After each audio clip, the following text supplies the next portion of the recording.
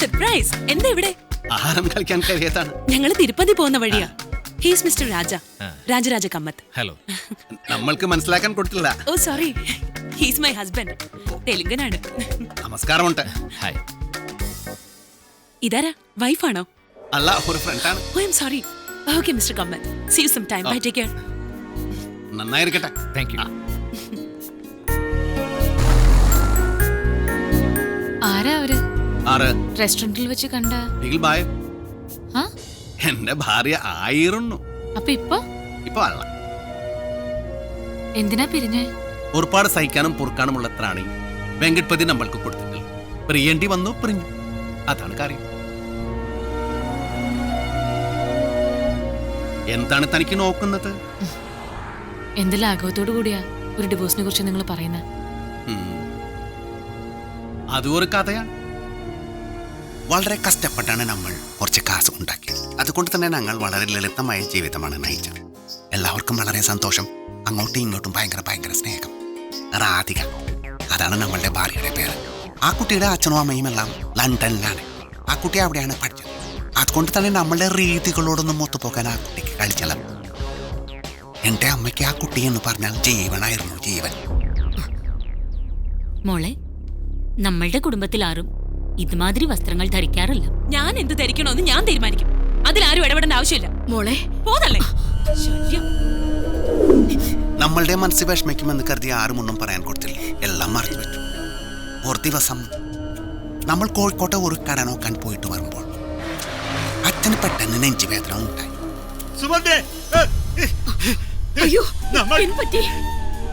മോളെ, കുട്ടികളുടെ അച്ഛന് ഭയങ്കര നെഞ്ചുവേദന. ഉടനെ ആസ്പത്രി പോണം. മോളിന് കാറെടുക്കണേ. ഞാൻ മെഹന്തി ഇട്ടിരിക്കുന്ന കണ്ടില്ലേ? നിങ്ങൾ പുറത്തുനിന്ന് വല്ല ടാക്സി വിളിക്കും. അതിനൊക്കെ ഒരുപാട് നേരം എടുക്കും. മോള് കൈകളിയിട്ട് നിങ്ങളൊന്ന് ശല്യപ്പെടുത്താതെ പോകുന്നുണ്ടോ? റോഡിൽ ഇറങ്ങി ടാക്സി വിളിച്ച് ആസ്പത്രിയിൽ എത്തിച്ചപ്പോഴത്തേക്കും എല്ലാം കഴിഞ്ഞു. താൻ ഒരാൾ കാരണമാണ് നമ്മളെ അച്ഛൻ മരിക്കാൻ കൊടുത്തത്. അതെ, നിങ്ങളുടെ വീട്ടിലെ വേലക്കാരി ആവാനോ ഡ്രൈവർ ആവാനോ തന്തേ തള്ളേ നോക്കാനോ എന്നെ കിട്ടില്ല. ആ മുടിഞ്ഞ തള്ളിയും കൂടി ചെത്തിരുന്നെങ്കിൽ സമാധാനമായിരുന്നു.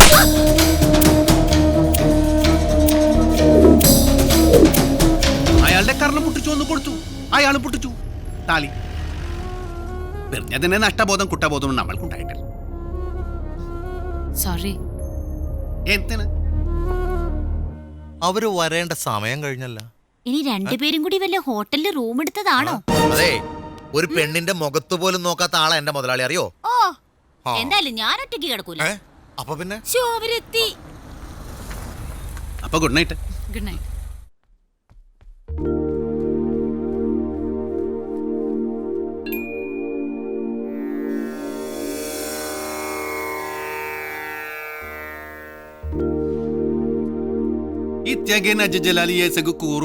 വെറുതെ ഒരു ഇഡ്ലി, കുറച്ച് സാമ്പാർ, കുറച്ച് സമ്മതിപ്പൊടി, അത് പോരെ. ഇത് ആരാണ് ഉണ്ടാക്കാൻ കൊടുത്തത്? അമ്മയല്ല, ഉറപ്പ്. ഇത്ര രുചിയില്ലാത്ത ആഹാരം അമ്മ ഉണ്ടാക്കാൻ കൊടുക്കില്ല. അയ്യേ, ഈ ചായ ഒരു തുള്ളി പോലും തിന്നാൻ പറ്റണില്ലല്ലോ. ഒരു രുചിയുമില്ല. ആ ഗോപി ആയിരിക്കും ഉണ്ടാക്കാൻ കൊടുത്തത്. അറേ ഗോപേ. അയ്യോ, എനിക്ക് തിന്നാൻ അറിയൂ, ഉണ്ടാക്കാൻ അറിയില്ല. ഒന്ന് ഞാൻ തർപ്പിച്ച് പറയാം, ഇത് ശത്രുരാജ്യത്ത് നിന്ന് വന്ന ഭക്ഷണം.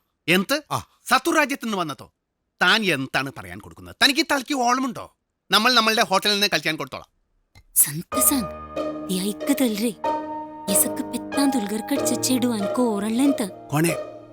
ഇഷ്ടപ്പെട്ടില്ലെങ്കിൽ കഴിക്കണ്ട.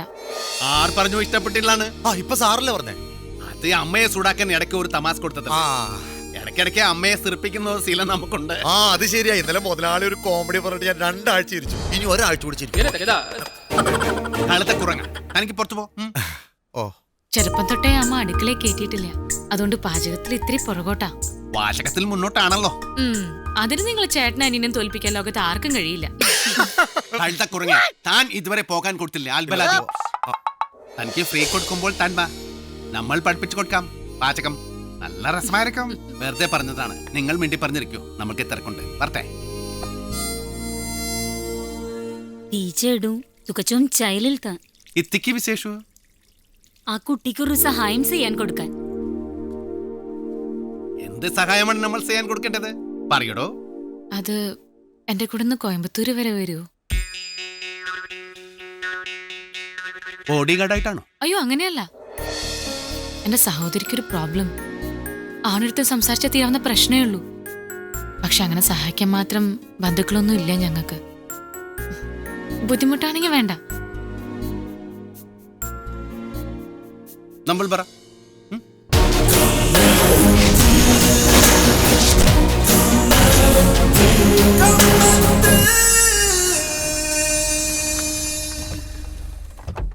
വീട്ട്കൊള്ളാമല്ലോ. സ്വന്തമാണോ?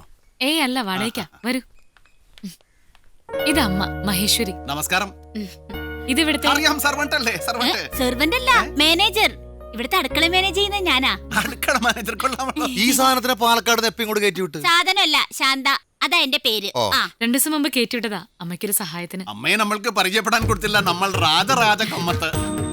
എവിടെയോ കണ്ട പരിചയം. പരിചയം കാണും. നമ്മൾ ഭയങ്കര ഫേമസ് ആണ്. നമ്മുടെ അവിടെയൊക്കെ നമ്മളെ പറ്റി നല്ല അഭിപ്രായമാണ്. വരൂ വരൂ.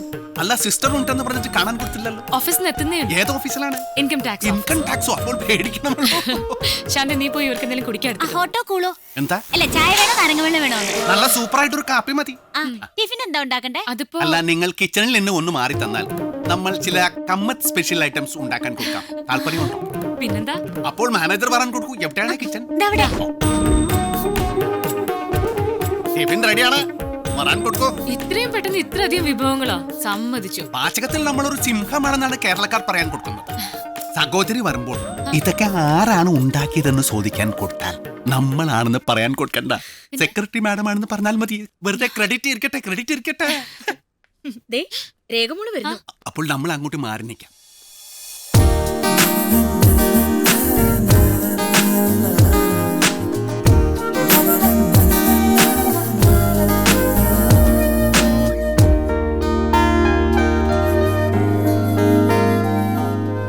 നല്ല രുചിയുണ്ട് അല്ലേ? ഇനി ഒരു സത്യം പറയട്ടെ, അത് ഉണ്ടാക്കിയ ആൾ നമ്മളാണ്. ആഹാ. നമ്മളാരാണെന്ന് മനസ്സിലായോ? നമ്മളാണ് രാജരാജ കമ്മത്ത്. ആ അങ്ങനെയൊന്നും പറഞ്ഞ രേഖമുഖ മനസ്സിലാവില്ല. ഇങ്ങനെയാണ് മാഡം പറഞ്ഞ SP കമ്മത്ത്. SP കമ്മത്തോ? അതാരാണ്? അതറിയില്ലേ? ഇപ്പൊ നാട്ടിലെല്ലാരും മുതലാളിനെ SP കമ്മത്തെന്ന് വിളിക്കുന്നത്. സ്വയം പൊങ്ങി കമ്മത്ത്. ഓഹോ, നമ്മളെ പറ്റി മറ്റാരും പറഞ്ഞില്ലെങ്കിൽ നമ്മൾ തന്നെ പറയും. അതിലെന്താണ് തെറ്റ്? ഇനി അതിനെ നിങ്ങൾ സ്വയം പൊങ്ങി കമ്മത്തെന്ന് വിളിച്ചാൽ നമ്മൾക്ക് ഒരു പരിഭവവുമില്ല, ഒരു പരാതിയുമില്ല. കുട്ടി കളിച്ചോളൂ. ഒരു ദോശ എടുത്ത് കുറച്ച് ചമ്മന്തി, കുറച്ച് ചട്നി എടുത്ത് ഉരുട്ടി ഉരുട്ടി ഉരുട്ടി കളിച്ചോളൂ. നല്ല രസമായിരിക്കും. ഇനി വന്ന കാര്യത്തിലേക്ക് കിടക്കാം. എന്താണ് മാഡത്തിന്റെ സഹോദരിയുടെ പ്രശ്നം? കുറച്ചു ദിവസമായിട്ട് ഇവൾക്കൊരു ഭയം. നിഴല പോലെ ആരോ പിന്തുടരുന്നുണ്ട്. തിരിഞ്ഞു നോക്കിയ പക്ഷെ കാണൂല. ബസ്സില്, ബസ് സ്റ്റോപ്പില്, പല സ്ഥലങ്ങളും ഇവളുടെ പുറകിൽ ആരോ ഉണ്ട്.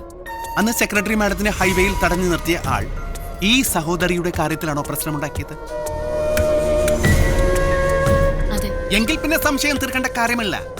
അത് അവർ തന്നെ പോലീസിൽ പരാതി കൊടുത്തില്ലേ? പരാതി കൊടുത്തിട്ടുണ്ട്. പക്ഷെ അവർക്കൊക്കെ പോലീസിലെ നല്ല പിടിപാടാ. ആരാണവർ? അവരുമായി നമ്മൾക്ക് എന്താണ് ബന്ധം? അറിയാൻ ബുദ്ധിമുട്ടുണ്ടെങ്കിൽ പറയാൻ കൊടുക്കണ്ട കേട്ടോ. അരെ ഗോപേ. അയ്യോ, അരെ ഗോപി, എന്താണ്? ആരാണ്? അല്ല, ഒരുത്തര ഗേറ്റിന്റെ അവിടെ പതുങ്ങിയേക്കണേ. ചോദിച്ചപ്പോ ഹിന്ദിയിൽ എന്തോ പറഞ്ഞു, ഓടിക്കളഞ്ഞു. പക്ഷെ ഒരു വശപ്പശക്ക് ലുക്ക്.